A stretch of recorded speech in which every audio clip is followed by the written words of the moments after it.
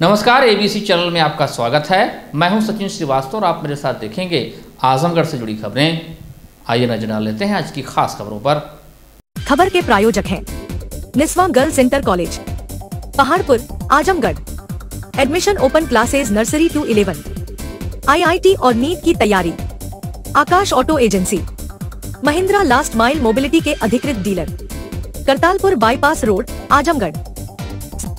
Paradise international school, Hira Patti, Azamgarh. Admission open, play group 2 class 9th और lifestyle furniture Belanadi, Azamgarh.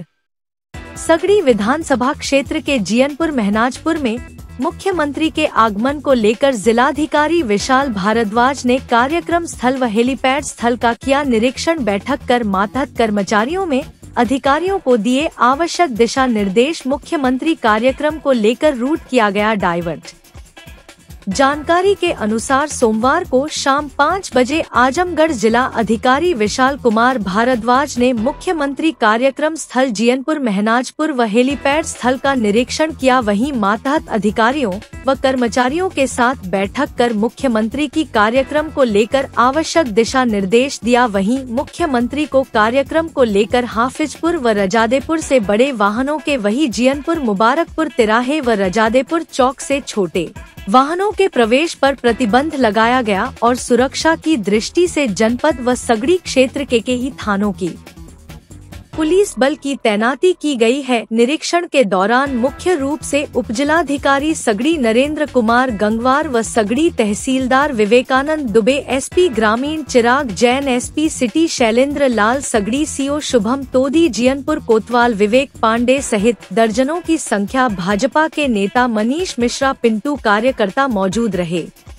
को लेकर सुरक्षा की दृष्टि से क्या रखा हुआ है? कल माननीय मुख्यमंत्री जी का यहाँ पर कार्यक्रम प्राप्त हुआ है, जिसको लेकर के सभी विभागों के साथ समन्वय बैठक यहाँ अभी की गई है। इसमें पुलिस के, राजस्व के व अन्य संबंधित विभागों के साथ यहाँ पर बैठक की गई है और सभी सुरक्षा व्यवस्था यहाँ पर कराई जा रही है और पर्याप्त मात्रा में पुलिस फोर्स यहाँ लगी है। कार्यक्रम को सकुशल रूप से संपन्न कराया जाए। DM साहब भी आदि कुछ निर्देश? हाँ, उनकी तरफ से भी संबंधित विभागों को सुरक्षा के संबंध में दिशा निर्देश दिए। आजमगढ़ शहर के सिधारी स्थित एक मैरिज हॉल में आयोजित इंडिया गठबंधन की संयुक्त बैठक में शामिल होने पहुंचे कांग्रेस पार्टी के राष्ट्रीय महासचिव उत्तर प्रदेश के प्रभारी अविनाश पांडे ने कहा, यह चुनाव देश में गांधी विचारधारा और गोडसे की विचारधारा के बीच का चुनाव है। संविधान को बचाने वाले और संविधान को बदलने वालों का चुनाव है। आजमगढ़ लोकसभा सीट से इंडिया गठबंधन के प्रत्याशी के रूप में धर्मेंद्र यादव प्रत्याशी हैं। ऐसे में संयुक्त बैठक कर आम जनता से संयुक्त प्रत्याशी को जिताने की अपील की जा रही है। अविनाश पांडे का कहना है कि आजमगढ़ जिले में 73वीं लोकसभा की बैठक में शामिल होने आया हूं। 4 चरणों का चुनाव हो गया है और पिछले 4 चरण में हर चरण में गठबंधन के प्रति लोगों में लहर और रुझान देखने को मिला है। कल जिस तरह से फूलपुर लोकसभा क्षेत्र में राहुल गांधी और अखिलेश यादव के कार्यक्रम में अपार जन समूह उमड़ा है, उसे कार्यकर्ताओं में और अधिक उत्साह बढ़ा है। पूरे देश में है बदलाव की लहर है। कांग्रेस प्रभारी अविनाश पांडे का कहना है कि यूपी ही नहीं पूरे देश में बदलाव की लहर है। 6वें और 7वें चरण के बाद यह आंधी और तेज हो जाएगी और 4 जून को गठबंधन की मजबूत सरकार बनाकर भाजपा को उखाड़ फेंका जाएगा। देश की जनता 400 के बहकावे में नहीं आने वाली है। देश की जनता जानना चाहती है कि देश के बेरोजगारों के लिए आपने क्या किया। 2014 में 2 करोड़ नौकरी देने की बात कही गई थी। आज देश का 82% युवा बेरोजगार हैं। कांग्रेस नेता अविनाश पांडे का कहना था कि चुनाव मुद्दों का चुनाव है। यह चुनाव राहुल गांधी के नफरत के बाजार में मोहब्बत के संदेश को लेकर हो रहा है। देश की जनता भाईचारा चाहती है। 36 कौम के साथ हमारा गठबंधन है। पूरे प्रदेश में एक सीट को छोड़कर सभी 79 सीटों पर हमारी मजबूत लड़ाई है। देश की जनता प्रधानमंत्री नरेंद्र मोदी को गंभीरता से नहीं ले रही है। भाजपा पर निशाना साधते हुए अविनाश पांडे ने कहा कि इनका असली रूप चंदा लेकर धंधा करना है। उन्होंने दावा किया कि लोकसभा के चुनाव में इंडिया गठबंधन प्रचंड बहुमत के साथ चुनाव जीतकर केंद्र सरकार में बनाएगी। इस अवसर पर समाजवादी पार्टी के विधायक डॉक्टर संग्राम यादव, आम आदमी पार्टी के नेता राजेश यादव, कांग्रेस पार्टी के जिला अध्यक्ष प्रवीण कुमार सिंह, कांग्रेस के बूथ अध्यक्ष, न्याय पंचायत अध्यक्ष, ब्लॉक कांग्रेस कमेटी सहित जिला कांग्रेस कमेटी, महिला कांग्रेस, सेवादल यूथ कांग्रेस, भारतीय राष्ट्रीय छात्र संगठन और अधिवक्ता कांग्रेस सहित आईसीसी और पीसीसी के सभी सदस्य मौजूद रहे।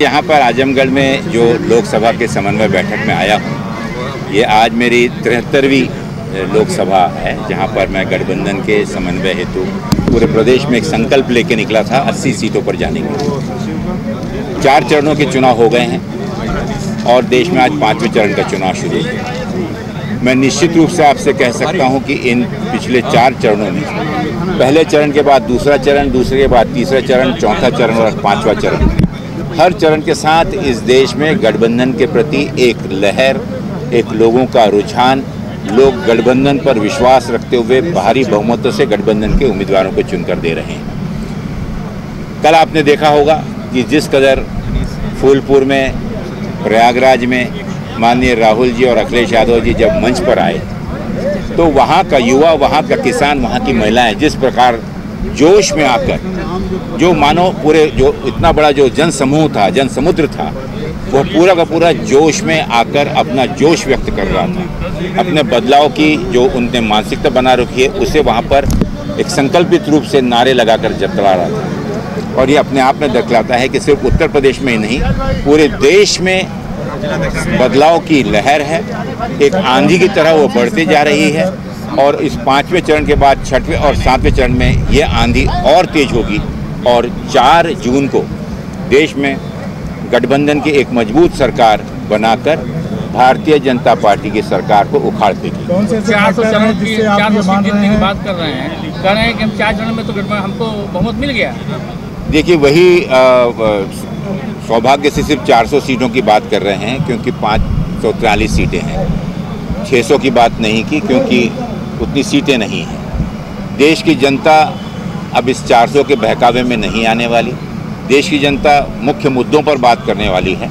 वो जानना चाहती है कि इस देश के बेरोजगारों के लिए आपने क्या किया। जो वादा आपने 2014 में इस देश में 2 करोड़ नौकरियां प्रतिवर्ष देने की बात की थी, तो ये 20 करोड़ नौकरियां कहां पर हैं?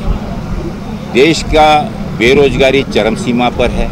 82% इस देश का युवा पूर्ण रूप से या आंशिक रूप से बेरोजगार है और वो जानना चाहता है कि आपने रोजगार के लिए ऐसे कौन से अवसर प्रदान किए या करने वाले हैं। क्योंकि जितनी भी सरकारी संस्थाएं थीं, जितने भी लोक कल्याण की जितनी भी सरकारी संस्थाएं उम्मीद थी, आज 30 लाख स्थान रिक्त हैं, वो भरे नहीं जा रहे हैं। नीट की और अन्य जितने भी कॉम्पिटिटिव एग्ज़ाम नौकरी के लिए होती हैं, वो वापस आते हुए वो भी लीक कर दिए जाते हैं ताकि नौकरी ना देना पड़े या दलित, शोषित, मुस्लिम, अल्पसंख्यक समाज नौकरी पे ना लग जाए, स्थायी ना हो जाए। इस देश का किसान जिससे आपने वादा किया था कि उसकी आमदनी दुगनी कर देंगे, वो आज जानना चाहता है कि आमदनी तो दूर, आज 2 समय की रोटी उसके परिवार के लिए दुर्लभ हो गई है। जो महंगाई की बात आप करते थे, जिस महंगाई को लेकर 16 रुपये सिलेंडर में बढ़ता था, जो 450, 466 रुपये का हुआ, तो पूरे देश में स्मृति ईरानी जी सिर पर सिलेंडर रख के और सिलेंडर रानी बनकर घूम रही थी। आज वो सिलेंडर की कीमत 1050-1100 रुपये हो गई है। महिलाओं के लिए, मध्यम वर्ग के लिए घर खर्च चलाना दुर्भर हो गया है। तो महंगाई के बारे में मुद्दे पे बात करें, 400 का नारा लेकर अब इस देश की जनता बहकावे में नहीं आने वाली। वो आपका असली रूप समझ चुकी है। जहाँ पर आपने इस देश की संपदा को चुने हुए निजी अपने दोस्तों के, मित्रों के हाथों में बेच दिया, जो वैश्विक स्तर पर अमीरों की गिनती में आ गए और देश की गरीब जनता और गरीब हो गई। तो यह चुनाव मुद्दों का चुनाव है। ये चुनाव राहुल गांधी जी के नफरत के बाजार में मोहब्बत की दुकान के संदेश को लेकर ये चुनाव है। ये देश की जनता इस देश में भाईचारा चाहती है, मजबूत भाईचारा चाहती है, शांति चाहती है, रोजगार चाहती है। और वो न्याय पत्र में आपने देखा होगा कि कांग्रेस पार्टी ने अपने 5 आधारित स्तंभों के आधार पर 25 न्याय योजनाएं इस देश को देने जा रहे हैं, जहां पर युवाओं को सम्मान के साथ में प्रथम नौकरी पक्की, उन्हें अप्रेंटिसशिप के चलते हुए 8,500 रुपये प्रति महीने के हिसाब से 1 लाख रुपए प्रति वर्ष आर्थिक मदद होगी, ताकि आगे जाके वो बेहतर नौकरी पा सकें, काम कर सकें। देश में जो गरीब महिलाएं हैं, हर परिवार में एक महिला को 8,500 रुपये प्रति माह, साल में 1 लाख रुपए की आर्थिक गारंटी 4 जून के बाद इस देश की महिलाओं को मिलेगी। किसानों के लिए कानून बनाया जाएगा, जिस कानून के तहत उनके फसल उत्पादन को मिनिमम प्राइस के तहत एक आर्थिक गारंटी मिली, ताकि उन्हें उसमें से आय प्राप्त हो और उनकी आर्थिक स्थिति सुधरे। जो कर्जा किसानों पर है, देश के किसानों का कर्जा, वो माफ़ किया जाएगा। तो इस प्रकार की योजनाओं को लेकर कांग्रेस आई है। माननीय मोदी जी अब 400 का नारा छोड़कर 4 जून को अपने विदाई का संदेश दे रहे हैं, जो इस देश की जनता ने पहले ही उनको। यहाँ यूपी में आपको क्या देखने को मिला, कितनी सीटों पर आप दावा कर रहे हैं? यूपी में 80 सीटों पर गठबंधन के उम्मीदवार लड़ रहे हैं। कांग्रेस मात्र 17 सीटों पर, लेकिन 63 सीटों पर हमारे समाजवादी और अन्य दल के लोग लड़ रहे हैं। जिन उद्देश्यों को लेकर इस गठबंधन की निर्मित हुई थी, इस देश के लोकतंत्र को बचाने के लिए, इस देश के संविधान को बचाने के लिए, तो आज ये चुनाव लोकतंत्र को बचाने का और संविधान को बचाने का चुनाव है। और इसके चलते हुए मैं देख रहा हूँ कि प्रदेश की 36 कौम आज कांग्रेस के साथ, गठबंधन के साथ, समाजवादी पार्टी के साथ, राहुल गांधी जी और अखिलेश यादव जी के साथ खड़ी है। और इसके चलते हुए मुझे लगता है कि सभी अगर एक सीट छोड़ दें, कोई भी आप बोलते हैं, हाँ, बनारस वाले कोई भी 79 सीटों पर तगड़ी लड़ाई। मोदी का जो बयान हो रहा है, क्या कहना है? चुनाव में बयान दे रहे हैं प्रधानमंत्री नरेंद्र मोदी जी, चुनाव में जो उनके बयान आ रहे हैं उस पर क्या कहना है? उसको कितने गंभीरता से? देखिए, देश की जनता अब उनको गंभीरता से लेना छोड़ दिया है। जिस तरीके का नाटक, नौटंकी कर देश की जनता को पहले बहकाया करते थे, बहलाया करते थे, अब देश की जनता उनका असली रूप समझ चुकी है। चंदा लेकर धंधा, देश में भ्रष्टाचार को एक सिस्टम में उन्होंने बना लिया, सिस्टमेटिक भ्रष्टाचार, झूठ और सिर्फ झूठ, देश के भाईचारे को और उन मुद्दों को हटाने के लिए सुबह से शाम मंदिर, मस्जिद, गुरुद्वारा, गिरजाघर, एक जाति, बड़ी जाति, छोटी जाति, मंगलसूत्र, ये इस प्रकार की बातें किसी प्रधानमंत्री को शोभा नहीं देती।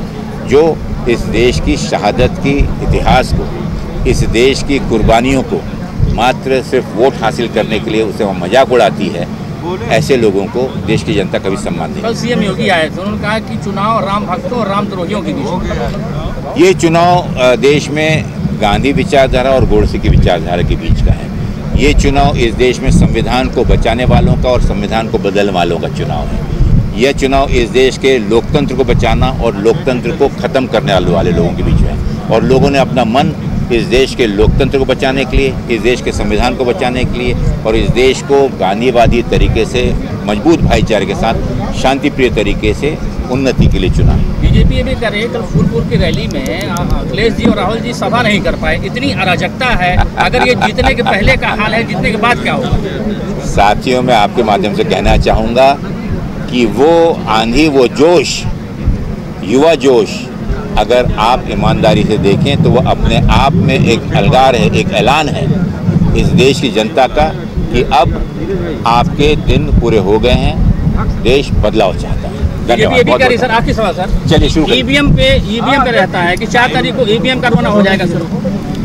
देखिए, अब ये देश की जनता का मूड देख के जो चीज़ होगी, अब ये सच्चाई जो है इतना आसान नहीं है, लेकिन हम चाहते हैं कि निष्पक्ष के चुनाव हो, क्योंकि जितनी भी संवैधानिक संस्थाएं सभी दबाव में हैं, लेकिन इस देश की संवैधानिक संस्था दबाव में न रहकर लोकतंत्र और संविधान के हिसाब से काम करेंगे तो लोगों का विश्वास इन संवैधानिक संस्था को। रविवार को कोटिला चेक पोस्ट स्थित आजमगढ़ पब्लिक स्कूल के परिसर में स्थित APS रेजिडेंशियल अकादमी की प्रवेश परीक्षा सकुशल संपन्न हुई।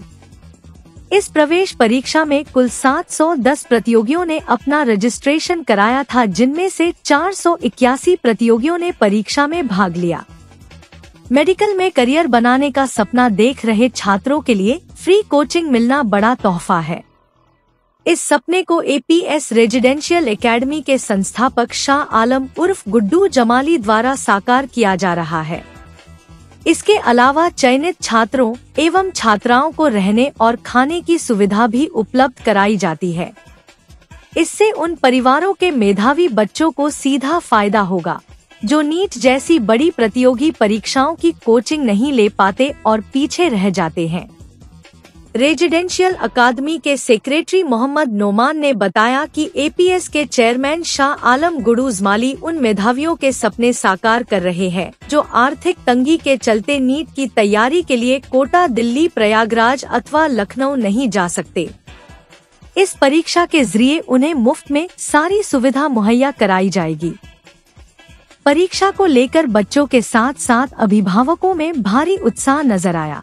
यहाँ मैंने नीट का एग्ज़ाम दिया है जिससे बच्चों को यहाँ पे शिक्षा मिल सकती है जो फ्री में दे रहे हैं। यहाँ पे बहुत अच्छा काम कर रहे हैं लोग जी। नीट की तैयारी के लिए तो लोग बहुत दूर दूर जाते हैं, कोटा जैसे राजस्थान, अलीगढ़, बहुत सारी जगह जाते हैं लोग। पेपर तो बहुत अच्छा हुआ है मेरा। 10th पास की तो हमने कहा, और पूर्व विधायक शाह आलम साहब उर्फ गुड्डू जमाली जो काम ये किए हैं आजमगढ़ के लिए, ये बहुत सराहनीय काम है, बहुत अच्छा काम इन्होंने किया और अल्लाह इनको बहुत अच्छा रखे। तो ये बच्चों के लिए बहुत अच्छा हुआ कि जो बच्चे काफ़ी दूरी तय करते थे, कोटा तक जाते थे तैयारी करने, लखनऊ, दिल्ली, आज उनके लिए ये बहुत अच्छा हो गया जो है कि आजमगढ़ शहर में इतना बड़ा काम जमाली साहब ने किया है और आगे और भी अच्छा करते रहें।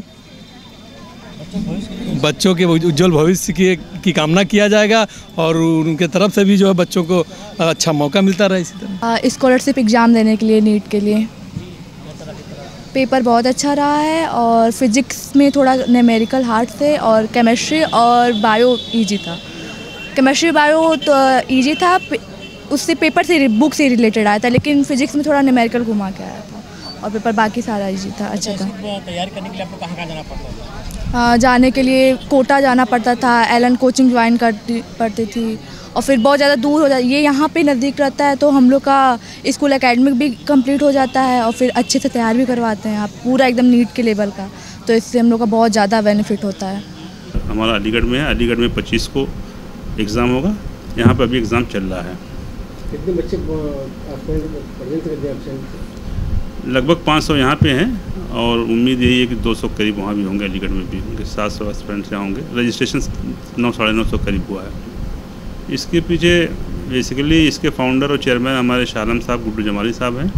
उनका ये मिशन था कि हम कम से कम 50 ऐसे बच्चों को फ्री ऑफ कॉस्ट एजुकेशन दें नीट के लिए। आगे इसमें और प्लान है कि जेईई और IIT के लिए भी।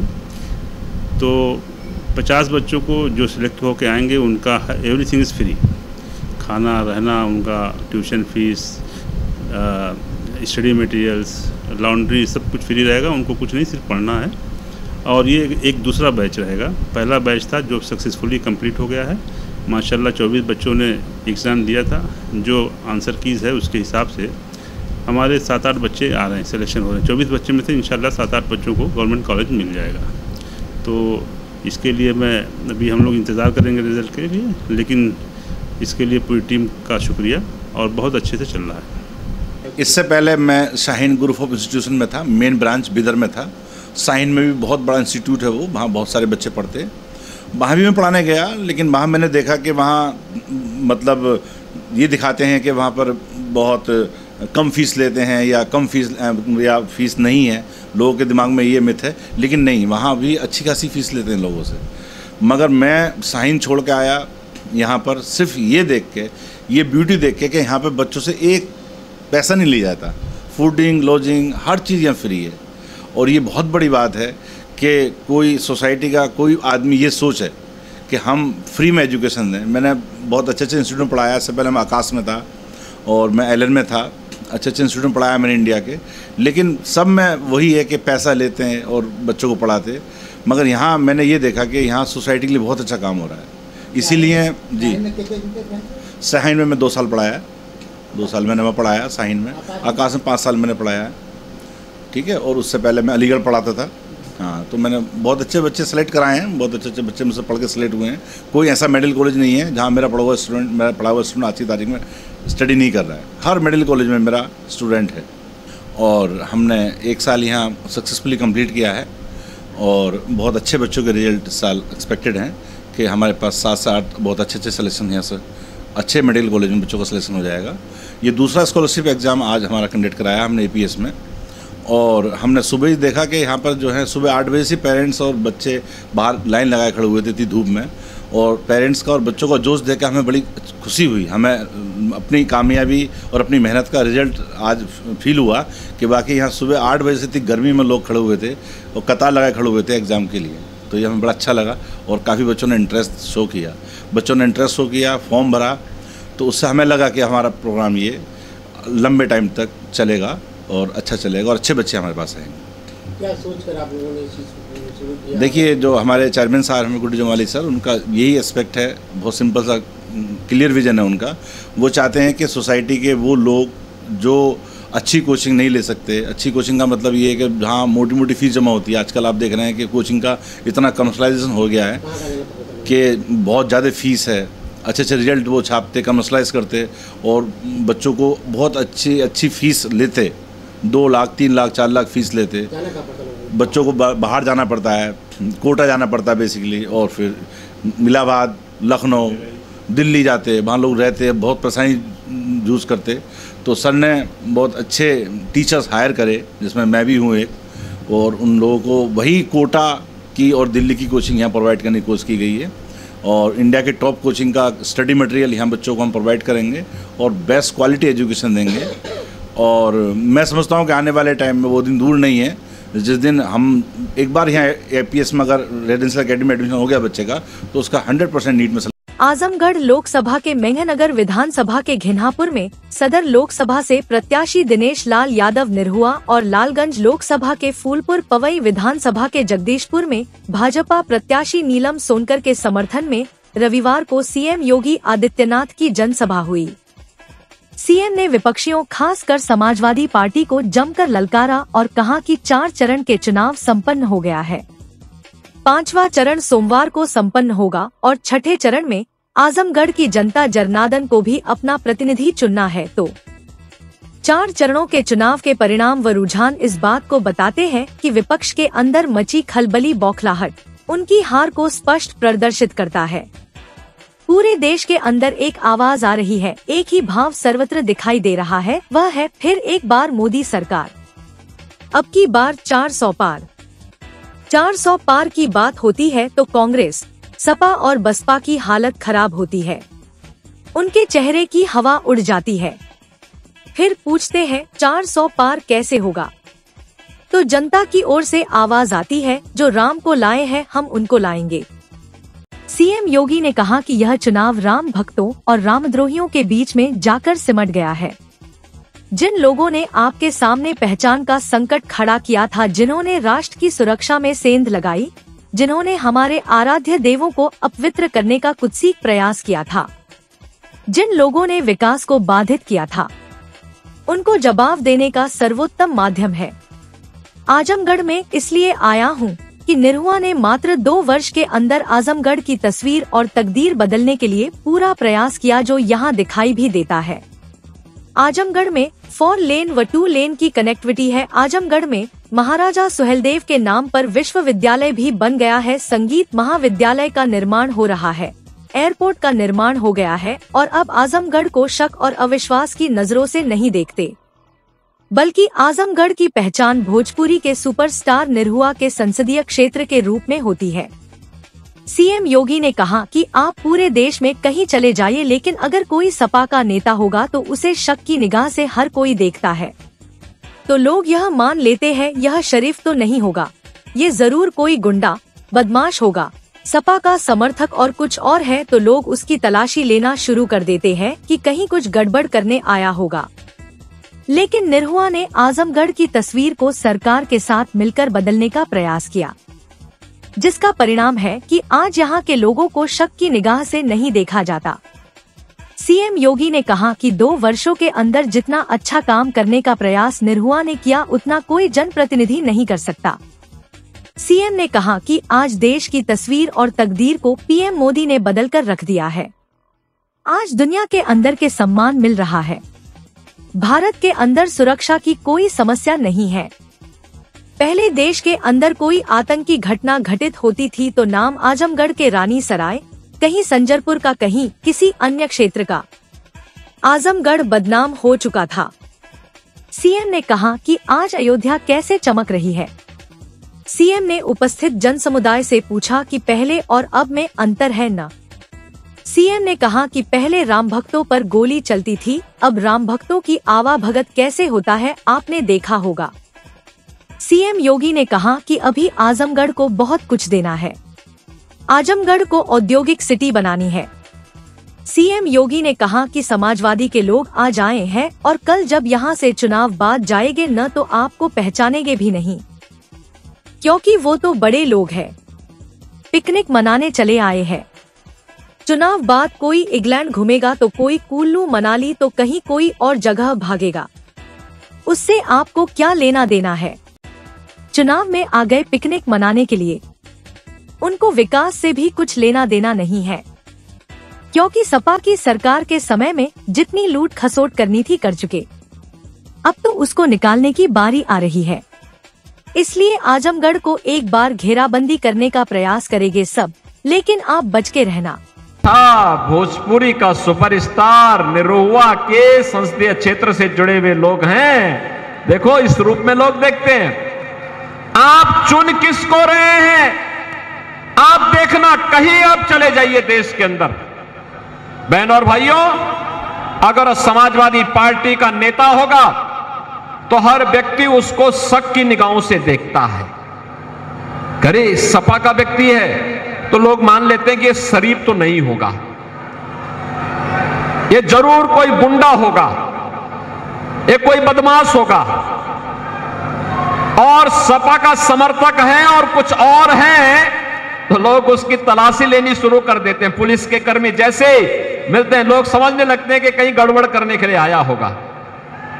बहन और भाइयों, लेकिन निरहुआ ने आजमगढ़ की तस्वीर को सरकार के साथ मिलकर के बदलने का प्रयास किया और आज परिणाम है, आजमगढ़ का व्यक्ति कहीं जाता है तो लोग आज आपको शक की निगाह से नहीं देखते। हाँ, ये जरूर आपसे ख्वाहिश रखते होंगे कि आप भी भोजपुरी में कोई गाना सुना दीजिए, ये करते होंगे।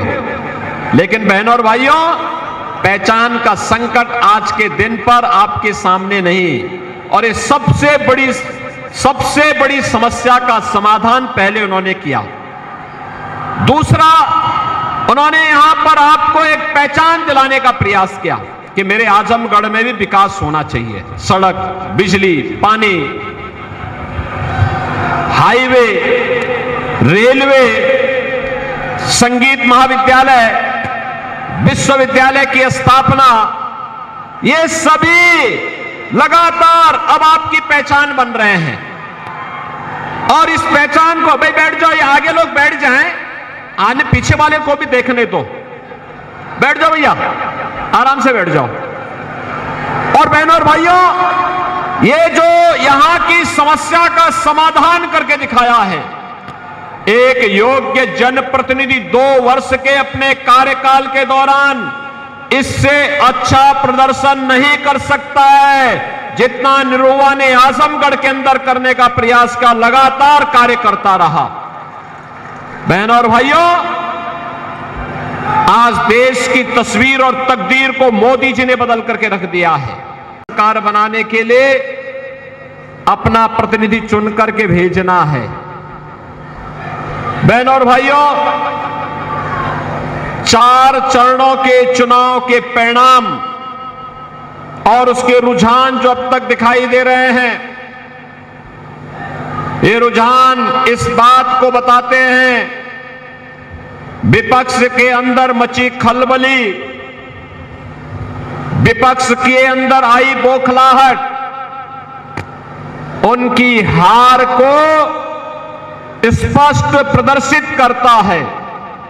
और पूरे देश कारण भी है, पूरे देश के अंदर एक आवाज आ रही है, पूरे देश के अंदर एक ही स्वर गूंज रहा है, पूरे देश के अंदर एक ही भाव सर्वत्र दिखाई दे रहा है, और वह है कि फिर एक बार, थोड़ा आजमगढ़ की भाषा में बोलो जोर से, फिर एक बार, फिर एक बार, और अब की बार, अब की बार।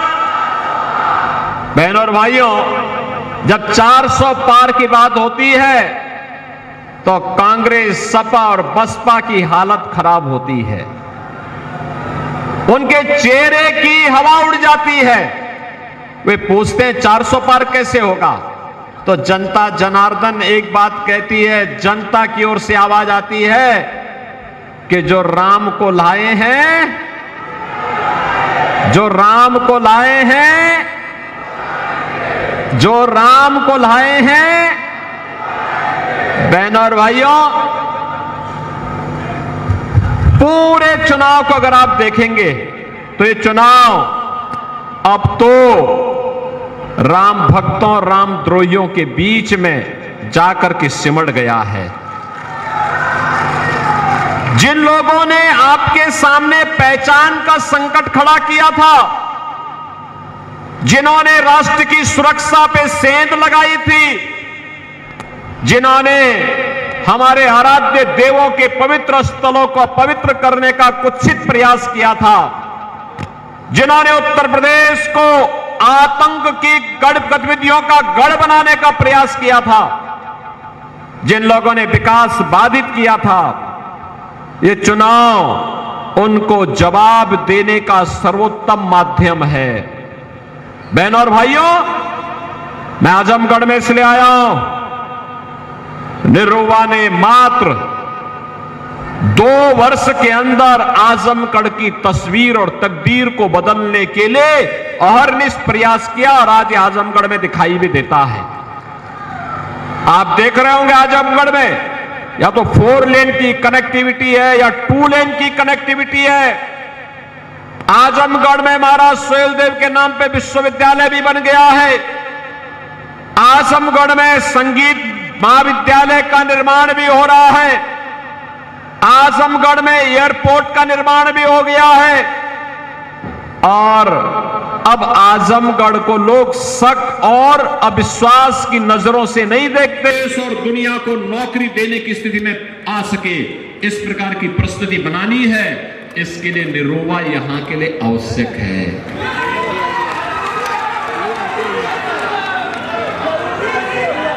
और इसके लिए बहनों और भाइयों आपको मेहनत करनी पड़ेगी। मैं मेहनगर को धन्यवाद दूंगा।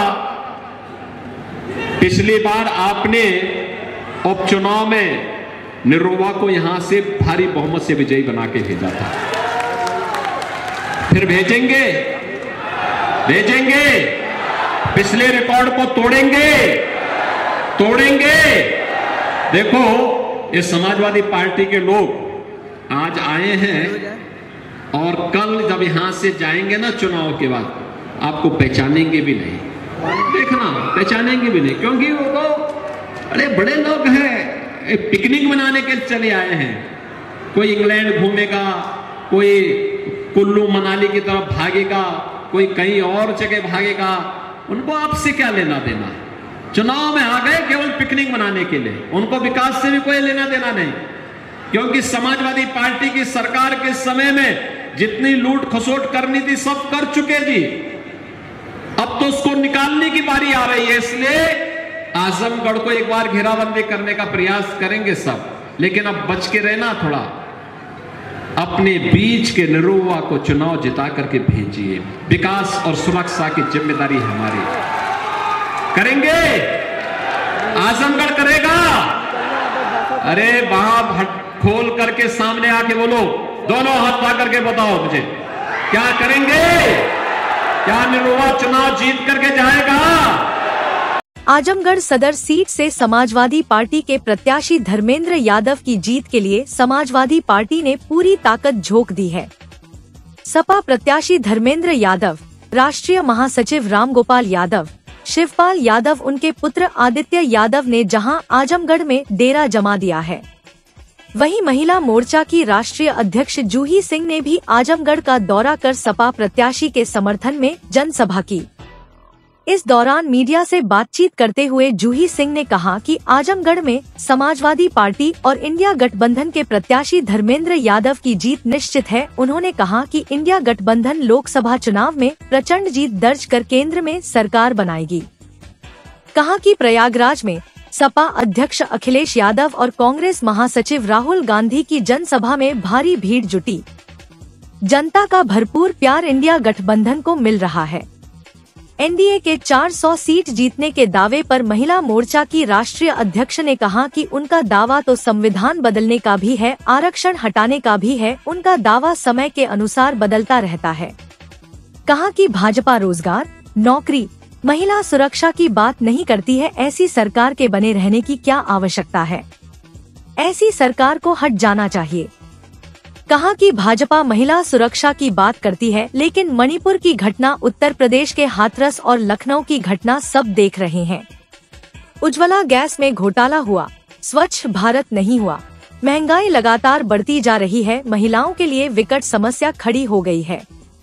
भारतीय जनता पार्टी के प्रत्याशी दिनेश लाल यादव निरहुआ के इस आरोप पर कि अखिलेश यादव जीतकर आजमगढ़ से चले गए, धर्मेंद्र यादव हारकर चले गए, ऐसे में क्या गारंटी है कि इस बार भी वह नहीं भागेंगे। इसका जवाब देते हुए जूही सिंह ने कहा कि प्रधानमंत्री वाराणसी में अपने संसदीय क्षेत्र में कितनी बार आए, क्या उन्होंने वहां घर बनाया? धर्मेंद्र जी ने तो आजमगढ़ में अपना आवास बना लिया है। सपा के सभी विधायकों नेतागण का आवास आजमगढ़ में है। सपा की चिंता करने की जरूरत भारतीय जनता पार्टी को नहीं है।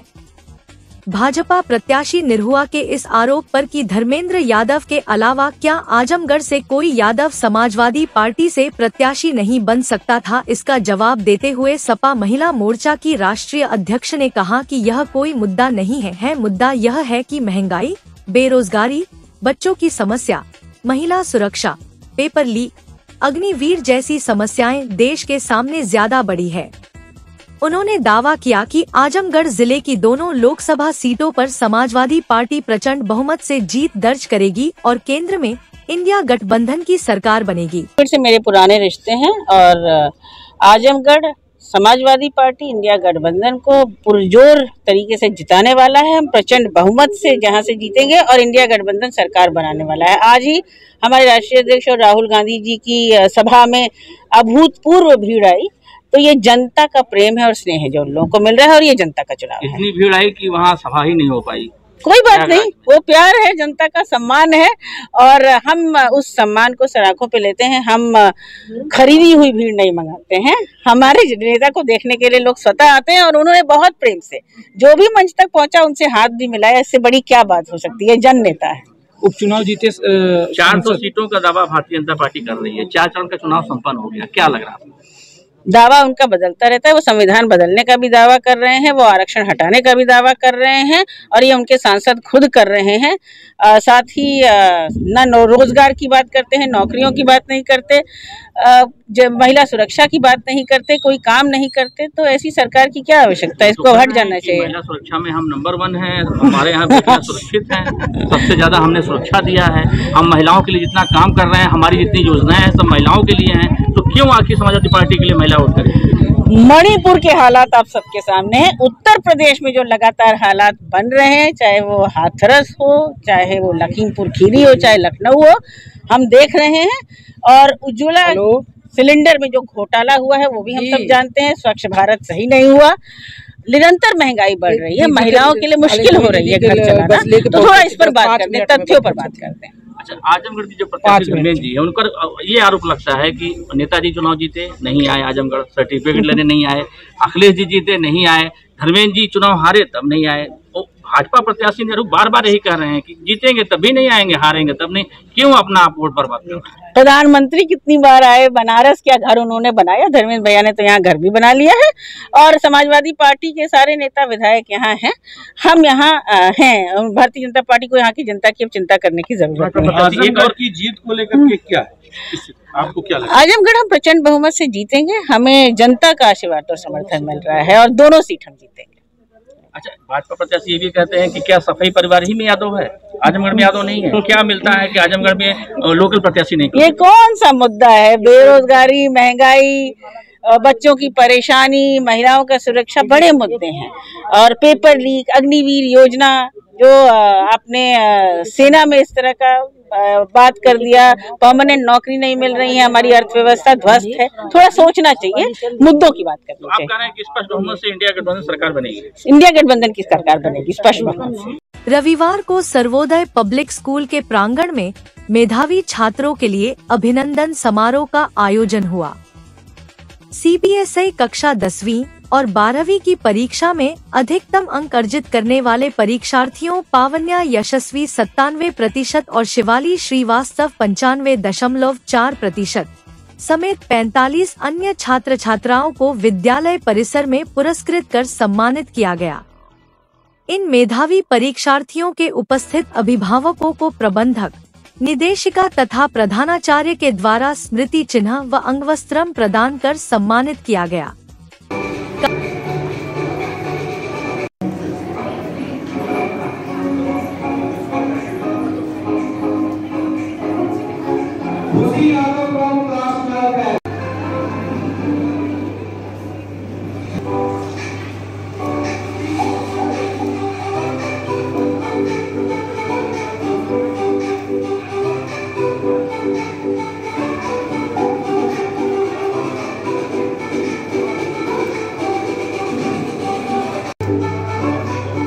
कार्यक्रम के अंत में विद्यालय संस्थापक प्रबंधक राजेंद्र प्रसाद यादव ने विद्यार्थियों के कठिन परिश्रम और लगन की सराहना की, साथ ही विद्यार्थियों के उज्जवल भविष्य की कामना की। प्रधानाचार्य विधान तिवारी ने अपने संबोधन में मेधावी विद्यार्थियों के उद्देश्य पूर्ण सफलता पर उन्हें अपनी शुभकामना देते हुए उनके उज्जवल भविष्य की कामना की, साथ ही आगे भी कठिन परिश्रम जारी रखने की बात कही। जो बच्चे हमारे स्कूल में टॉपर्स बच्चे थे, 90+ वाले पेरेंट्स, जो करीब 45 पेरेंट्स, 45 बच्चे थे 10th और 12th में, जो है उनके पेरेंट्स को और सारे बच्चों को बुला के सम्मानित किया गया है। और पेरेंट्स का बुलाने का पर्पज ये था कि बिना माँ बाप के जो है जो रिजल्ट हम लोग चाहते हैं उसमें कहीं न कहीं पेरेंट्स का बहुत ही सहयोग रहता है। तो उन सभी पेरेंट्स, उनके माता पिता को बुलाकर उनको सम्मानित किया गया और बताया गया कि आप लोग अपने बच्चों के लिए और भी कड़ी से कड़ी मेहनत करिए ताकि ये बच्चा जो है आगे जीवन में सफल हो और बेहतर रिजल्ट दे सके। जो है इसी देश से जो है सभी अभिभावकों को बुलाया गया था। प्रबंधक अभिभावकों से किस तरह की अपेक्षाएं करता है? विद्यालय तो लगातार टीचर्स मेहनत करते रहते हैं, लेकिन अभिभावक से ये उम्मीद करता है कि जब तक अभिभावक का सहयोग नहीं रहता है तो रिजल्ट में हम जो उम्मीद करते हैं वो कहीं न कहीं उसकी कमियां रह जाती हैं, देखने को अक्सर मिलता है। और पेरेंट्स अगर टाइम देते हैं अपने बच्चे के, सिंसियर पेरेंट्स रहते हैं, तो वो बच्चे टॉपर लिस्ट में हमेशा रहते हैं। और इसीलिए हम ये उम्मीद भी करते हैं कि स्कूल तो आपके साथ है, बच्चों के साथ है, सभी टीचर, सभी सब्जेक्ट टीचर मेहनत करते हैं, रिजल्ट देने का प्रयास करते हैं कि आप बेस्ट करें। और जब पेरेंट्स का सपोर्ट रहता है तो स्कूल को और बच्चों को टॉप कराने में स्कूल को काफी सपोर्ट मिलता है और वो बच्चे टॉप करते हैं और अपने जीवन में सफल होते हैं। हमारे स्कूल सर्वोदय पब्लिक स्कूल और सर्वोदय पब्लिक स्कूल में 10th और 12th के टॉपर्स को सम्मानित किया गया, जिन्होंने अच्छा परफॉर्म किया इस बार, और उनको मेडल्स, ट्रॉफी, सर्टिफिकेट देके सम्मानित किया गया। प्लस उनके जो पेरेंट्स हैं उनको भी बुलाया गया था, तो उनको भी हमने मोमेंटोस देके सम्मानित किया। तो कितने बच्चे जिन्होंने 10वीं और 12वीं में बढ़िया प्रदर्शन किया? तो करीब 45 स्टूडेंट्स थे जिन्होंने 85+ परसेंटेज लाए हैं वो लोग, और उन्होंने स्कूल का नाम रोशन किया है। तो जो क्लास 12 थे के स्टूडेंट्स थे उनको हमने मोटिवेट किया कि लाइफ में और भी अच्छा करना है, और 10th में जो है उनको सब्जेक्ट कॉम्बिनेशन कौन सा लेना है उसके लिए मोटिवेट किया। प्लस जो स्टूडेंट अच्छा नहीं कर पाए उनको हमने कहा कि डिप्रेस होने की जरूरत नहीं है और अच्छा करें, फ्यूचर उनके लिए ब्राइट हो। लोकसभा चुनाव अब गर्मी के साथ ही अपने पूरे शबाब पर पहुंच चुका है। जिले की 2 लोकसभा सीट पर सत्तारूढ़ भाजपा व मुख्य विपक्षी पार्टी समाजवादी पार्टी ने अपने अपने प्रत्याशियों को जीत दिलाने के लिए पूरी ताकत लगा दी है। इसी बीच जिले में आए समाजवादी पार्टी के राष्ट्रीय प्रवक्ता प्रोफेसर भुवन भास्कर जोशी ने यहां के लोगों से मिलने के बाद मीडिया से बातचीत के दौरान कहा कि आजमगढ़ लगातार 5वां लोकसभा क्षेत्र है जहां हम पार्टी के लिए काम कर रहे हैं।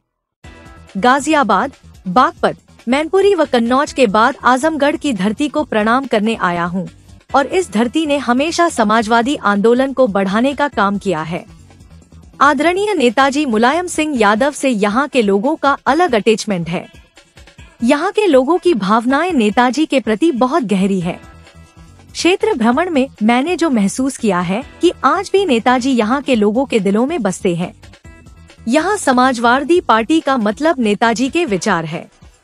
यहाँ से नेताजी राष्ट्रीय अध्यक्ष अखिलेश यादव को सांसद बनने का मौका मिला। पिछली बार एक्सीडेंटल हार हुई थी। यहाँ के लोगों ने 10 विधायक दिए हैं। उन्होंने कहा कि मेरा 30 साल का राजनीतिक कैरियर है, मैंने देखा है कि इस बार का चुनाव पूरी तरह से अलग है। यह चुनाव पूरी तरह से भाजपा और जनता के बीच है, क्योंकि पिछले चुनावों में जनता से भाजपा ने जो वादे किए थे वह सिर्फ जुमला ही बनकर गए। अब वो गारंटी बताए जा रहे हैं। आज देश का युवा, मातृशक्ति व किसान अपने आप को छला महसूस कर रहा है और बिल्कुल तैयार बैठा है कि 4 जून को मोदी जी की विदाई करना है। उन्होंने पीएम मोदी सीएम योगी के इंडिया गठबंधन पर लगाए गए आरोपों का भी जवाब दिया। साथ ही आजमगढ़ से भाजपा प्रत्याशी दिनेश लाल यादव निरहुआ द्वारा सपा प्रत्याशी धर्मेंद्र यादव पर लगाए जा रहे आरोपों पर भी पलटवार किया। प्रेस वार्ता के दौरान कुंवर अमित प्रताप सिंह यादव मैनपुरी, संकल्प यादव मैनपुरी, राम प्रसाद यादव मैनपुरी, पुष्पेंद्र यादव रामाश्रय श्याम नगर कन्नौज, डॉक्टर शान मोहम्मद पीटू यादव मैनपुरी आदि उपस्थित रहे। देखिए, ये मेरी जो यात्रा है, यात्रा मेरी गाजियाबाद से शुरू होके बागपत, मैनपुरी, कन्नौज और आज मैं आप लोगों के बीच में आजमगढ़ में आप लोगों से मिलने का सौभाग्य प्राप्त हो रहा है। समाजवादियों की धरती पर आने का सौभाग्य प्राप्त हुआ। माननीय नेताजी को प्रेम करने वाले लोगों के बीच में आने का सौभाग्य प्राप्त हुआ। और मैं लगातार, जितना मेरा 30 वर्ष का सामाजिक एवं राजनीतिक जीवन है, तो मैं ये पाता हूँ कि जो ये चुनाव है ये जनता ने अपने हाथों में ले लिया है। और जिस प्रकार का जनसैलाब माननीय अखिलेश यादव जी और माननीय राहुल गांधी की सभाओं में देखने को मिल रहा है, मैं कह रहा हूँ ये चुनाव परिवर्तन के साथ साथ इस देश की एक नई क्रांति का उदय हो रहा है। और मैं पीडीए के जो हमारे नेता माननीय अखिलेश यादव जी ने जो सूत्र दिया था, मैं बहुत जिम्मेदारी से कहना चाहता हूं, पीडीए का जो आंदोलन है अब पूरे देश का आंदोलन बन चुका है। और मुझे लगता है कि सत्ता परिवर्तन के साथ साथ व्यवस्था परिवर्तन भी होगी और सामाजिक न्याय की जो धारणा है वो सिद्ध होगी। और जाति जनगणना को लेकर जो हमारे माननीय अखिलेश यादव जी ने लगातार जो बात उठाई थी, अब मुझे लगता है इस देश का मूड जाति जनगणना कराने का है। आज 5वें चरण का चुनाव है और गृह मंत्री तो कह रहे हैं कि चार ही चरण में हमको बहुमत मिल गया। देखिए, आप और हम तो गांव की पृष्ठभूमि के हैं और गांव की पृष्ठभूमि में से अतिशयोक्ति अलंकार कहा जाता है।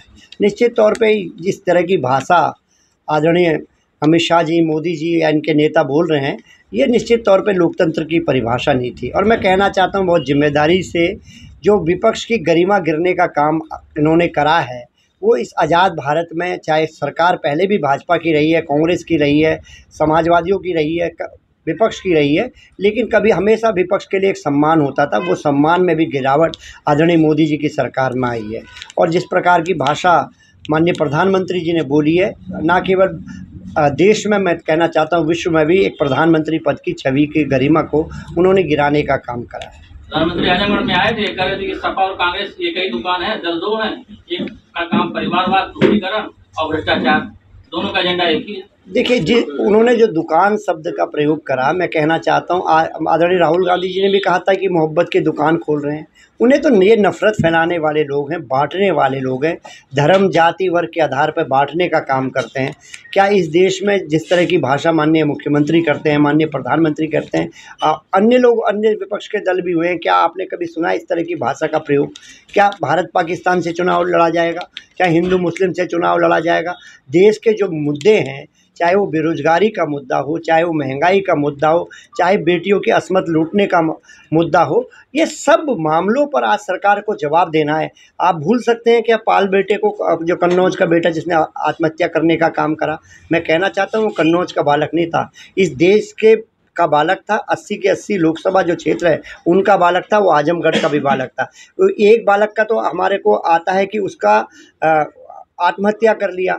मैं आपको एक बहुत साधारण, क्योंकि मैं शिक्षक भी हूँ, मैं आपको बताना चाहता हूँ, एक हमारा जो बच्चा है अगर 10वीं में फेल हो जाता है, उसका अड़ोस पड़ोस, समाज, माता पिता सभी उसका जीना दुर्लभ कर देते हैं। जब परीक्षाएं लीक होती हैं तो उसके साथ साथ वो बच्चे का भविष्य के साथ साथ उसके माता पिता और समाज उसके क्या स्थिति करता है, ये आपको समझने की आवश्यकता है। बेरोजगारी का दौर है, उनको लट खाया है योगी सरकार में। यहाँ का युवा, यहाँ की मातृशक्ति, यहाँ का किसान और यहाँ का सैनिक इस बार भारतीय जनता पार्टी से चुनाव लड़ने का काम कर रहे हैं। योगी जी कल आए थे जनता पार्टी के प्रत्याशी हैं निरहुआ, उनका कहना है कि क्या आजमगढ़ में यादव नहीं, जो सफाई परिवार का ही यादव परिवार लड़ेगा। देखिए, मैं इतना बताना चाहता हूँ, यादव की बात नहीं है, बात है कौन रिप्रेजेंट करेगा, कौन सदन में वो आवाज़ को उठाने का काम करेगा और कौन बॉम्बे चला जाएगा। क्या बॉम्बे से आवाज़ उठाई जा सकती है आजमगढ़ की, या दिल्ली से उठाई जा सकती है, आजमगढ़ में रह के जाए। सबसे पहले आदरणीय धर्मेंद्र यादव जी ने यहाँ पर अपना घर लेने का काम करा, तो इसका मतलब उनकी यहाँ से भावनाएं और बहुत ज़्यादा अंतर से वो पिछली बार भी नहीं आ रहे थे। समाजवादियों की धरती है। मैं गया था अभी आज बहुत सारे गाँवों में, तो वहाँ पर सबने कहा कि हम वोट देते हैं माननीय नेताजी को देखकर। नेताजी से अटैचमेंट है लोगों का, भावनात्मक प्रेम है, राजनीतिक प्रेम नहीं। ये मैंने इस धरती पे आके ही सीखा है, आप लोगों से सीखा है कि यहाँ का जो अटैचमेंट है समाजवादी पार्टी का मतलब आज भी यहाँ पर आदरणीय नेताजी हैं। नेता और मैं धर्मेंद्र जी के लिए इसलिए नहीं कि मैं उनकी पार्टी का प्रवक्ता हूँ, मैं धर्मेंद्र जी सदन में बहुत मजबूती से बात रखते हैं। जब भी वो रिप्रेजेंट करने का मौका मिला, चाहे मैनपुरी से चाहे उनको संभल से, उन्होंने अपनी बात को मजबूती से रखने का काम करा। और मुझे लगता है कि आम जनमानस का भी प्रेम और जो बदलाव की राजनीति चल रही है वो निश्चित तौर पे आपको जब 4 जून का परिणाम आएगा तो आपको दिखाई देगा। बीजेपी को चुनाव हारने के बाद फिर ताला बंद करके भाग जाएंगे, अखिलेश जी जीतने के बाद भागे, हारने के बाद ये भागे, फिर भाग जाएंगे। देखिए माननीय अखिलेश जी के बारे में टिप्पणी करने का तो उनको अधिकार भी नहीं है, वे विपक्ष के नेता हैं। आज आप जो भी मुद्दे सदन में आप मजबूती से उठ रहे हैं वो केवल माननीय अखिलेश यादव जी का, और मैं काफ़ी मामलों में जस्टिफाई भी मिल पा रहा है लोगों को, क्योंकि एक मजबूत नेता है। माननीय अखिलेश यादव जी अगर विपक्ष के नेता हैं तो एक मजबूत नेता है, और मजबूत नेता जब बात को रखता है तो उसका पूरा सरकार पर भी इफेक्ट पड़ता है। कप्तानगंज स्थित मैरिज हॉल के सभागार में सुप्रसिद्ध कवि लाल बहादुर चौरसिया लाल द्वारा रचित काव्य संग्रह में मधुमास ढूंढने आया का भव्य विमोचन समारोह संपन्न हुआ। कार्यक्रम की अध्यक्षता शिक्षाविद डॉक्टर श्याम वृक्ष मौर्य ने की। मुख्य अतिथि मुंबई के प्रसिद्ध समालोचक डॉक्टर जितेंद्र पांडे रहे। मुख्य वक्ता साहित्य भूषण डॉक्टर राजाराम सिंह, विशिष्ट अतिथि कवि पंडित सुभाष चंद्र तिवारी कुंदन व लोक कवि बालेदीन बेसहारा रहे। कार्यक्रम का संचालन घनश्याम यादव व डॉक्टर अजय गौतम ने किया। विश्व हिंदी शोध एवं संवर्धन अकादमी आजमगढ़ के तत्वावधान में आयोजित इस विमोचन के कार्यक्रम में संस्था के अध्यक्ष रुद्रनाथ चौबे रुद्र, उपाध्यक्ष सोहनलाल गुप्त, कोषाध्यक्ष महेंद्र मृदुल, संगठन मंत्री घनश्याम यादव, साहित्यिक मंत्री महेंद्र मौर्य, महिला प्रकोष्ठ प्रभारी सरोज यादव, सांस्कृतिक प्रकोष्ठ प्रभारी वीरेंद्र भारती, सूचना मंत्री रोहित राही व मीडिया प्रभारी लकी सोनी ने मुख्य अतिथि डॉक्टर जितेंद्र पांडे को युवा साहित्य सर्जना का हरिऔध सम्मान प्रदान किया। मुख्य अतिथि डॉक्टर जितेंद्र पांडे ने अपने उद्बोधन में लाल बहादुर लाल की रचनाओं को लोकमंगलकारी बताया। पंडित सुभाष चंद्र तिवारी कुंदन ने कहा कि आज के समय में ऐसी ही रचनाओं की महती आवश्यकता है जो समाज को निरंतर चिंतन करने पर मजबूर करती हैं। बालेदीन बेसहारा ने पुस्तक में मधुमास ढूंढने आया को एक श्रेष्ठ काव्य संग्रह बताया। विमोचन कार्यक्रम के आयोजक सोहनलाल गुप्त स्नेहिल ने आए हुए लोगों का आभार व्यक्त किया। उनके मुख से इसी क्षेत्र से निकला, आज ऐसे साहित्यकारों के क्षेत्र से श्री लाल बहादुर चौरसिया जो आजमगढ़ का नाम रोशन कर रहे हैं, यह साहित्यकारों का क्षेत्र है। हरिऔध जी, इसी क्षेत्र के राहुल जी जिन्होंने अपना एक महापंडित की उपाधि प्राप्त कर एक अद्भुत स्थान बनाया है। इसी क्षेत्र के भी 2 साहित्यकार जो महाराष्ट्र में एक विशिष्ट स्थान बनाए हुए हैं, वह यहाँ पर मंच पर उपस्थित हैं। इनके किताब के बारे में अपनी बात प्रस्तुत कर रहा हूँ। आजमगढ़ का लाल चला मधुमास ढूंढने, आजमगढ़ का लाल चला मधुमास ढूंढने, तृषित जनों की प्यास ढूंढने, आजमगढ़ का लाल चला मधुमास ढूंढने। आजमगढ़ का लाल चला मधुमास ढूंढने, पतझड़ में मधुश्वास ढूंढने, आजमगढ़ का लाल चला मधुमास ढूंढने, जन जन की नवाज ढूंढने, आजमगढ़ का लाल चला मधुमास ढूंढने। तो यह जो इनकी रचनाएं हैं, इनका काव्य संग्रह है, वह लोगों को, समाज को, जन जन को प्रेरणा देता रहा है।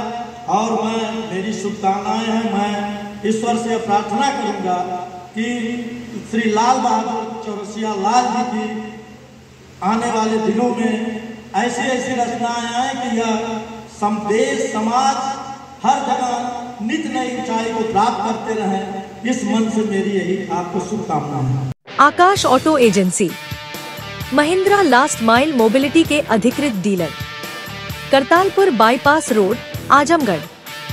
महिंद्रा 3 व्हीलर इलेक्ट्रिक पैसेंजर वाहन ट्रियो यारी, ट्रियो ऑटो और ट्रियो प्लस। एक बार चार्ज कीजिए और करिए 150 किलोमीटर तक का लंबा सफर। बैटरी पर 5 साल की वारंटी। इलेक्ट्रिक माल वाहक जोर grand PU half. Acid battery में अल्फा सुपर और अल्फा कार्गो वाहन। डीजल माल वाहन महिंद्रा जीतो, डीजल 3 व्हीलर माल वाहन alpha plus loader. Paradise International School, a CBSE board, co-ed English medium school, a place for your lovely kids in your nearby vicinity. Paradise International School focuses on the overall development of a child, academically, psychologically, as well as physically. It focuses on sports activity to bring best out of every child by training their minds and body for competitive environment. Admission open for playgroup to class 9th, CBSE board. Niswa girls college Paharpur Azamgarh के सबसे पुराने colleges में से एक है, जो 1938 से विज्ञान, वाणिज्य, कला के क्षेत्र में उत्कृष्ट शिक्षा प्रदान कर रहा है। इसने कक्षा 9वीं से 12वीं तक IIT और नीट की तैयारी के लिए ग्रेविटी इंस्टीट्यूट लखनऊ के साथ इंटीग्रेटेड कक्षाएं भी शुरू की हैं। कक्षा नर्सरी से 11वीं तक प्रवेश खुला है। उच्च अनुभव वाले शिक्षकों के साथ उत्कृष्ट शिक्षण पद्धति, पूर्ण सुसज्जित कंप्यूटर लैब, पुस्तकालय और विज्ञान प्रयोगशाला, 24/7 CCTV निगरानी, पावर बैकअप। न्यू एडमिशंस के लिए फॉर्म और प्रोस्पेक्टस अवेलेबल है, तो जल्दी करें। Lifestyle furniture, Belnadi, Azamgarh. सभी प्रकार के फर्नीचर एवं इलेक्ट्रॉनिक सामानों की भरपूर रेंज उपलब्ध। हमारे यहाँ EMI की सुविधा 0% ब्याज पर उपलब्ध। इलेक्ट्रॉनिक सामानों में LED TV, refrigerator, washing machine, air conditioner, air cooler, deep freezer, water cooler, mixer juicer, iron, fan, induction, battery, inverter, electric geyser, gas geyser, आटा चक्की इत्यादि। फर्नीचर के सामानों में बेड, गद्दा, सिंगारदान, अलमीरा, sofa, table, chair, rack, stool, संदीली, सीढ़ी, डाइनिंग टेबल, झूला आदि। शादी विवाह की हो तैयारी या ऑफिस और घर के लिए सामानों की करनी हो खरीदारी, पहुँचिए लाइफस्टाइल फर्नीचर, बेलनाडी, आजमगढ़।